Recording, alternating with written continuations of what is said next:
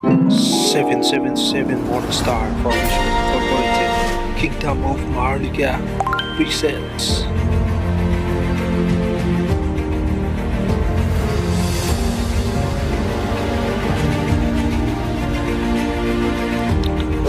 Meet the Real Jesus.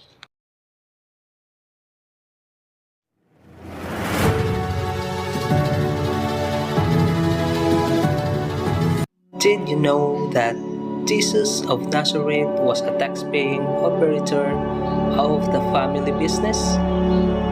Was attracted to beautiful girls, wine and dine in the homes of the wealthy, as well as slept on the bare ground, ate angel food, and talked to spirits?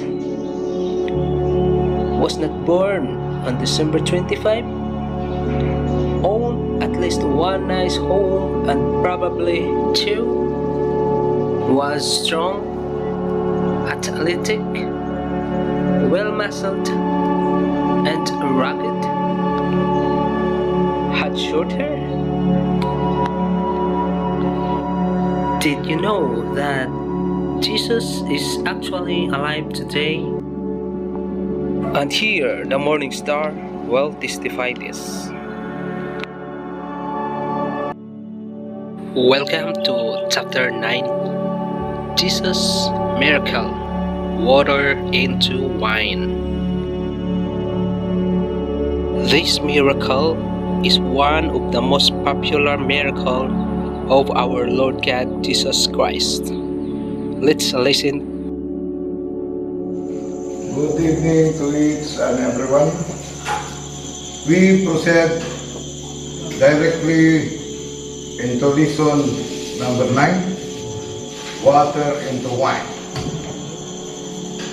Following the choosing of the disciple in John 1, the scene immediately shifts to John 2, to a marriage celebration in Cana of Galilee, during which Jesus performed his first and perhaps the most famous and controversial miracle. Let us first read the biblical account in the book of John.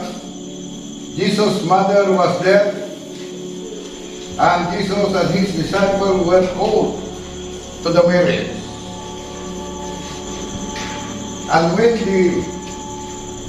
Jesus and the disciples are all the guests wanted wine, the mother of Jesus said unto him, "They have no wine."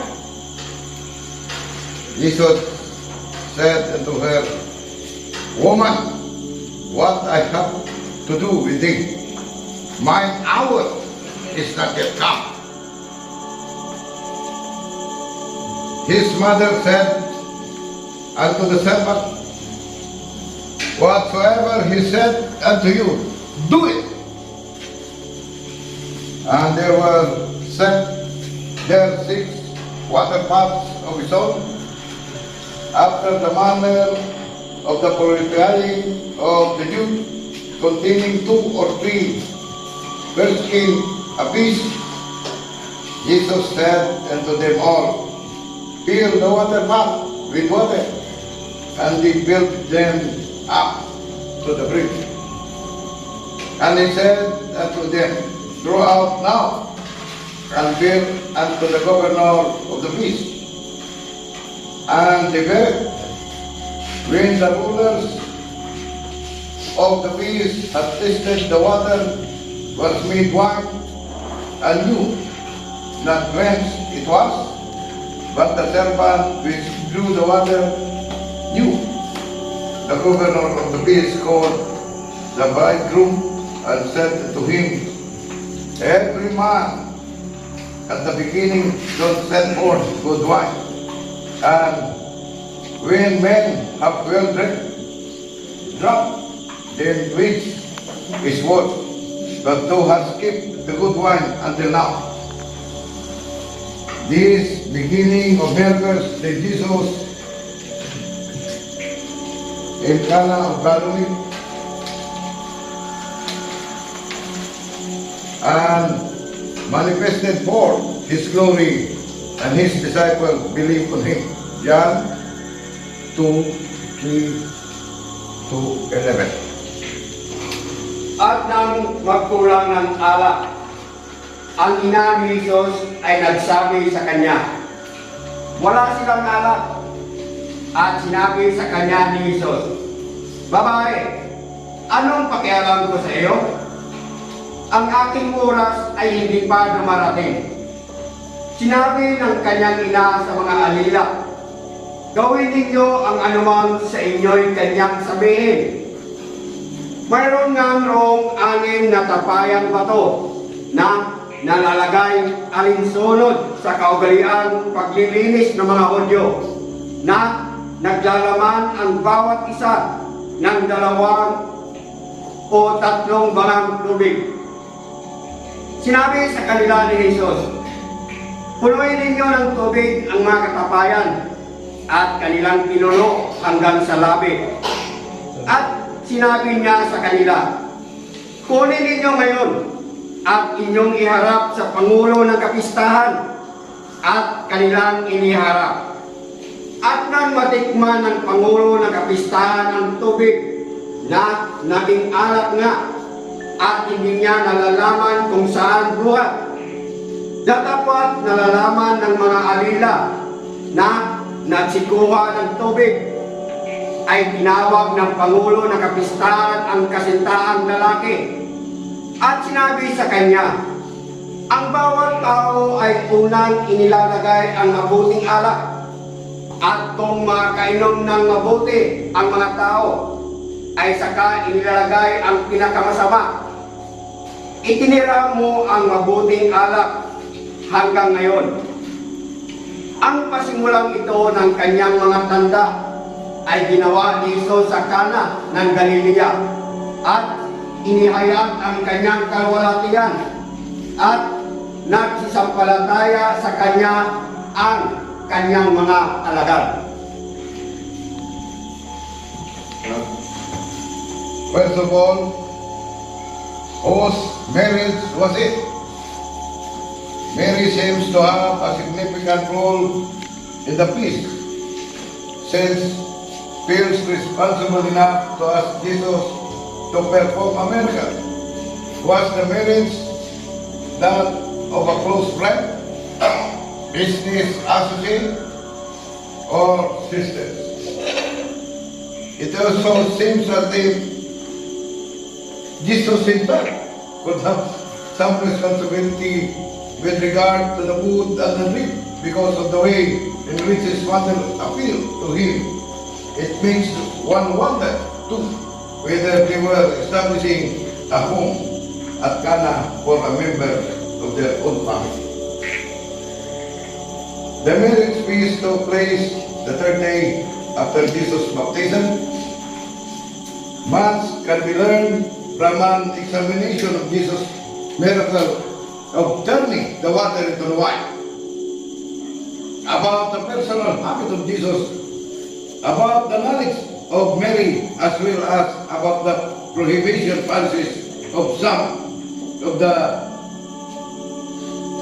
teetotalers who claim to derive their teaching from the Bible.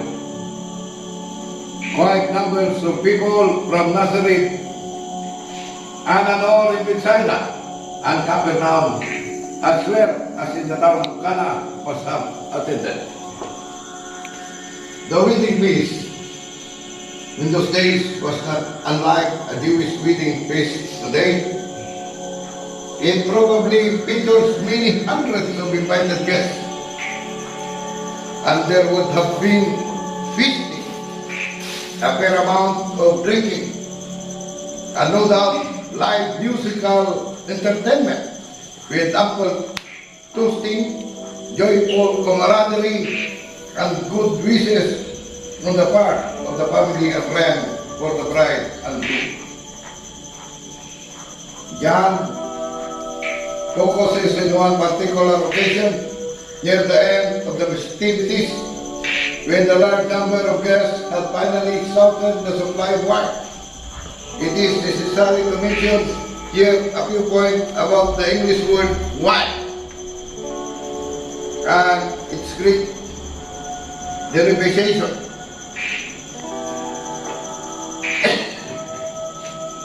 The Greek word used in the scribe text is onion, but it is used on at least two other occasions in the New Testament, where the obvious meaning indicates intoxicating effect of alcohol and be not drunk with wine. It is exists, but be filled with the Spirit. Ephesians 5:18.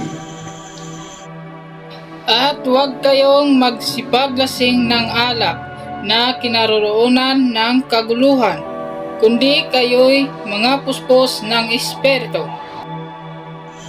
Did whom the king to the earth have committed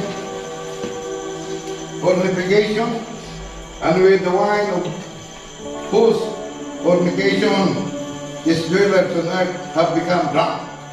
Revelation. O 17 to.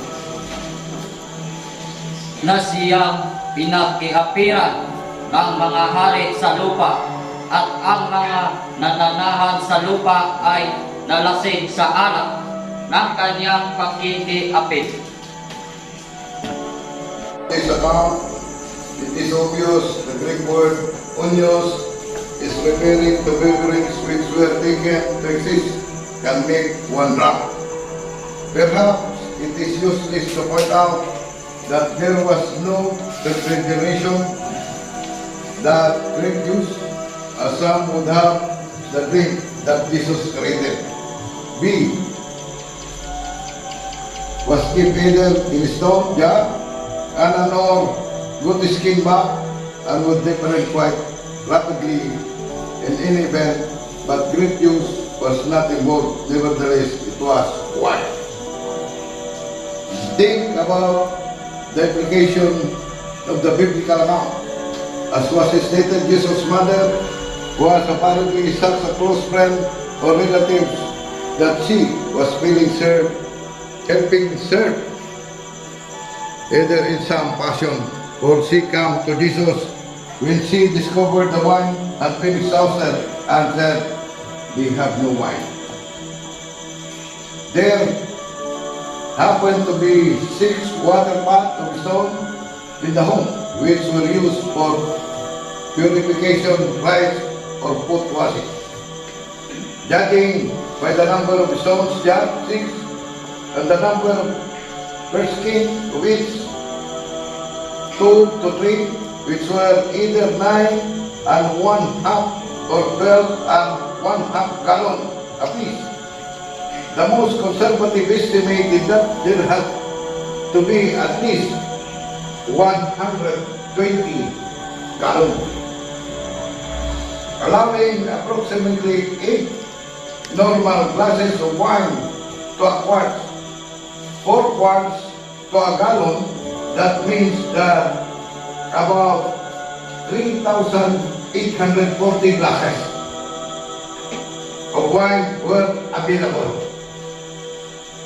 So unless that marriage feast was the most drunken orgy in history, which is wasn't, there had to be minimum of 500 people there to drink all that wine. And to have already exhausted a normally provided supply and still to claim that they were out. There were probably more than that. On the other hand, since the wine cellar of the individual giving the wedding was possibly depleted, this may have been replenishment without implying any specific quantity that was drunk before the wedding was over. Also, it was a common for a wedding to last for several days, even a full week. Jesus did not know everyone there, but there were guests and servants who would carry the memory of what he did for the rest of their life and would talk of it to others. By the time they were elderly people, even if they never become converted, and members of his disciples, they certainly must have told everybody else in their hearing about the water becoming wine. They all probably told their grandchildren's children about the great miracle. Jesus must have known the master of the feast and the young couple, one of whom may have been a member of his family. He could well have been chatting with them and congratulating them, talking with the other people around them about marriage, about mutual friends, about political situation. When Mary came to him, at least some of his disciples heard it. We know John did, since he wrote it down. Mary said, "They are out of wine." Why did Mary say that? What did she expect? Jesus retorted, "Woman, what in the world I am going to do with you? Don't you know it is not time for me to reveal who I am in the public yet?" Jesus spoke rather exceedingly true. With respect, the King James English version makes it harsher than the reality. Mary was nevertheless quite assured that Jesus would respect and fulfill her request, since she turned to the servant and immediately stated, "Whatsoever he says for you to do, do it." I repeat, whatsoever he says for you to do it. This surprisingly remark shows that Mary knew that Jesus could do something about the wine situation if he wanted to.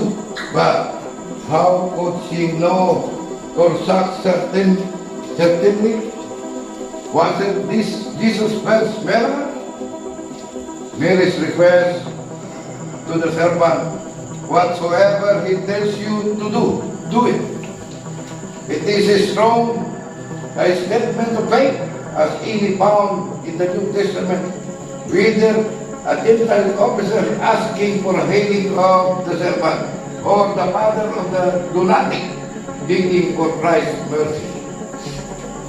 Mary's statement is similar to the statement of a man that had a demon-possessed son, who said to Jesus, "I know you can help him. All you have to do is just tell me." That is your will. It is also similar to the statement of the Roman officer who said, "You don't have to bother coming home to heal my servant, but if you just tell me, I will believe it." I understand an order because when I tell the man to go, he goes, and when I tell him to come, he comes. Mary's statement to Jesus, "They are out of wine," conveys such absolute assurance of Jesus' ability to perform a miracle that it had to come from the knowledge of Jesus' past experience. The miracle of turning the water into wine was indeed the first miracle of Jesus recorded in the Bible. But the strong inference is that it was not the first miracle of his life. Very certainly of success couldn't have come from his work. It couldn't have come from supposition. It couldn't have come only what she thought he must have been able to do. Obviously, Mary was confident. She had to have known that Jesus had miracle working power. No doubt, during the course of the 30 years of Jesus' life, Mary had at least a few occasions to witness such power.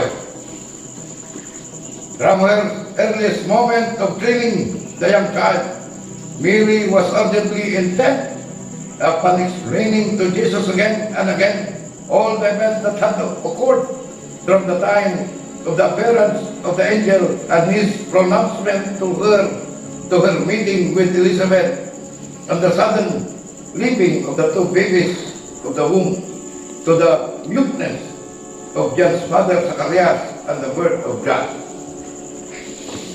During his young boyhood, how many possibilities for accident or injury were there? After all, his father was a contractor of some note.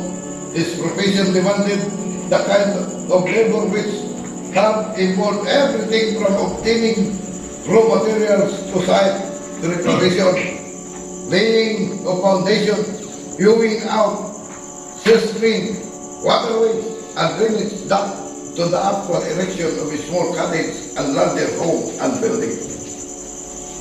In such a trade, it is ample opportunity for accident which could cause creeping injury or death.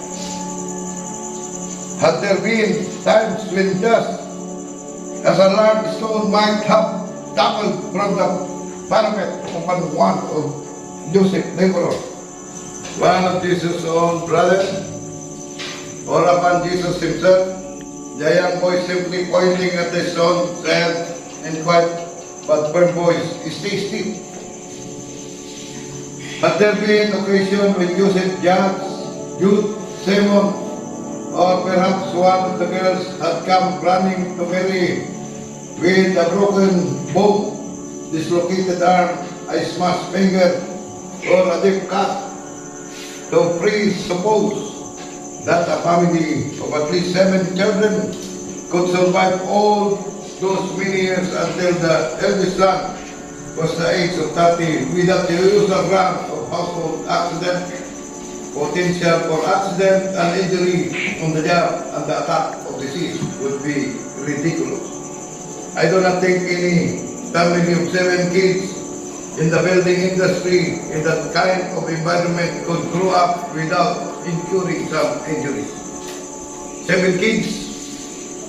You could very easily imagine the scene if Jesus' brother Joseph come running in one day when Jesus was 11 and Joseph was only 4 or 6, holding his little arms with a strange bow in it and crying at the top of his lungs, realizing that he had broken his arm. Jesus may have walked up to him and said, "Don't cry, Joseph," and just reach out and held it.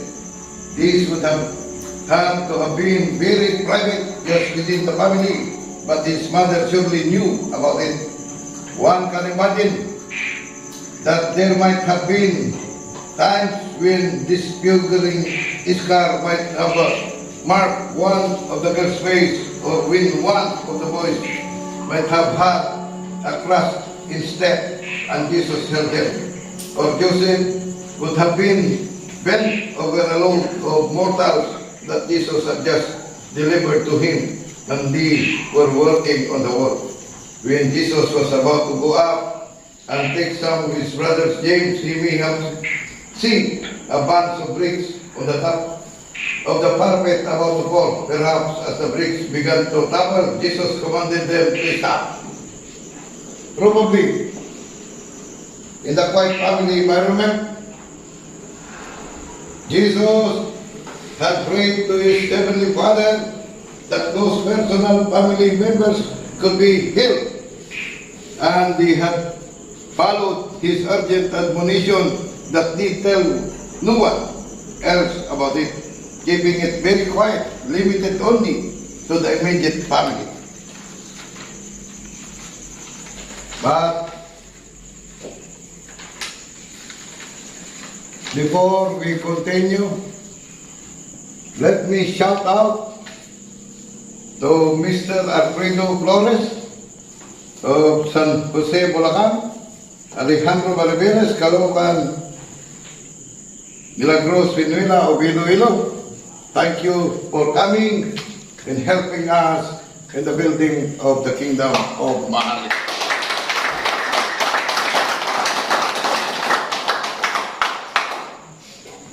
It is doubtful that any of Jesus' brothers would have taken his supernatural power for granted. Jesus certainly would have warned them against tempting God.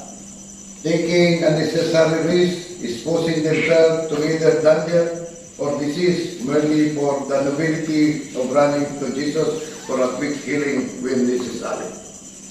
Therefore, it is maybe safely assumed such miracles were few and far between, for even his own brothers refused to believe he was the Messiah later. But there had been a sufficient experience for Mary to have such profound faith that even following Jesus' gentle rejoinder, she knew his love for her and respect for the request would override his retention, and so he turned to the servant who told them, "Whatever he tells you to do, do it." The turning of water into wine at Cana may have been the first public miracle, but there are very reason to conclude that it was far from his first miracle. Much additional insight into Jesus' personality can be gleaned from the account of miracle in Galilee. For one time, the stories were frequently spread about Jesus that he was a glutton and wine bibber, which resulted in his chiding the Pharisee on one occasion that they were never satisfied no matter what he did. He explained that they were like little kids who called the tune, but if you do not dance to the precise tune they called, you seems to be misfit, that they were disappointed in you. So dance with the music. He told them that John the Baptist had come neither eating nor drinking, and the religious leader claimed that he was a demon possessed, but that he, Jesus, had come both eating and drinking, as he did frequently in expensive homes with leading officials, Roman officers, religious leaders, or at marriage feasts such as this one, yet was criticized for being both a glutton and a wine-bibber, meaning a winner. The Bible, of course, clearly condemned drunkenness. It clearly condemned excesses of eating, which would include drinking too much, eating too much. There are sins of commission and sin of omission, and there are sin of excess. However, there is not one word in either the Old or the New Testament which forbid human being to drink either strong drink. Truth in Hebrew meaning liquor or wine or beer, so long as it taken appropriate moderation and appropriate occasion, is never been an abuse. Jesus did enjoy a glass of wine from the time to time. Do you? If you do, then you probably know that wine tends and aid not only in digestion but in conversation and humor as well. There is no doubt whatever that Jesus entering into an animated and laughing conversation with other guests at the feast also enjoy the wine with them too. Judging from the Hollywood attempt to picture the creepy long hair, if we may think is Jesus, one would imagine he would have him sitting off in some dark corner staring rather than barefully at the opposite wall with sorrowful look in his face, saying absolutely nothing except the required biblical pronouncement according to the Gospel of John. What an insult it would have been for Jesus, who was the head of the family business, whose younger brothers and mother were there together with his student to sit mournfully in the corner with nothing but a liver. Steadily vacant gaze in his unblinking eyes, the leaders of the feast, together with the bridegroom and the bride, would all think the man was a little god and would have cast a dark cloud over the festival occasion.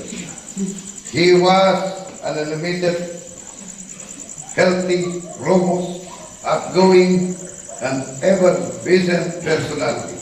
He would throw his head back and laugh to the very deep of his being and some humorous incident. He was totally a well-rounded personality with what combination of sincere interest in others, deep empathy for their worthiness and misunderstanding, combined with lively interest in their life. Jesus was the kind of escalating conversationist who would have been absolute joy to have any party. Not like so many others that you just sit and nothing of conversation. They are not conversant people.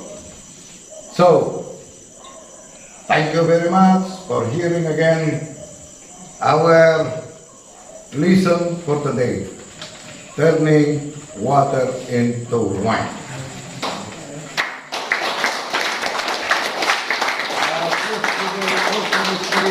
And everyone, thank you for hearing the good news to meet the real Jesus. See you next episode. Thank you very much from the 77 Morning Star, your servant, the Tribal King of Kings. Thank you.